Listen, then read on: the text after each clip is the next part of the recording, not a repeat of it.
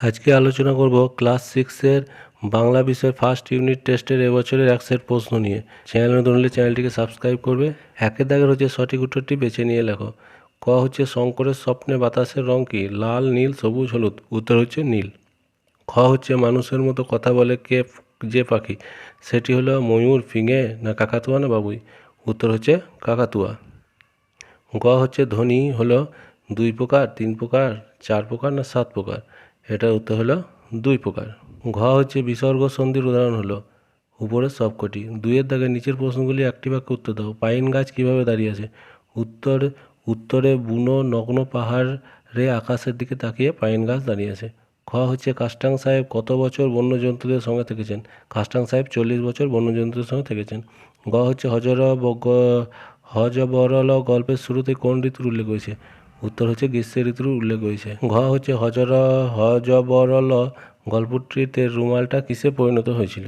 উত্তর হচ্ছে হযরব গল্পে রুমালটা বিড়ালে পরিণত হয়েছিল। ইঙ্গ তিরোধান শব্দটি সন্ধি বিচ্ছেদ করো।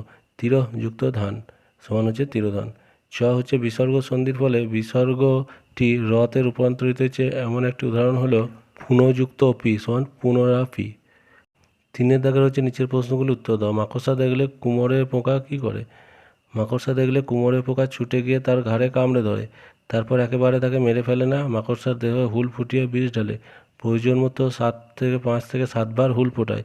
এতে মাকড়সা মরে না, কিন্তু অসাড় হয়ে যায়। তারপর মাকড়সাটি মুখে করে নিয়ে উড়ে গিয়ে কুঠুরির মধ্যে চিৎ করে শুয়ে তার উদরের পাশে লম্বাটে ধরনের একটি ডিম পাড়ে। খ হচ্ছে আঁচল পেতে বিশ্বভুবন ঘুমাচ্ছে এখানে, কবির এমন ভাবনার কারণ কি? কবি নীরেন্দ্রনাথ চক্রবর্তী তার ভরদুপুর কবিতায় এক অলস দুপুরের চিত্র এঁকেছেন। দুপুরবেলা চারিদিক নিস্তব্ধ, জনমানবহীন, সকলে যে যার ঘরে গভীর ঘুমে আচ্ছন্ন। এমনকি সূর্যের প্রচণ্ড তাপে জীবজন্তু পশু পাখিরাও নিস্তেজ হয়ে পড়েছে।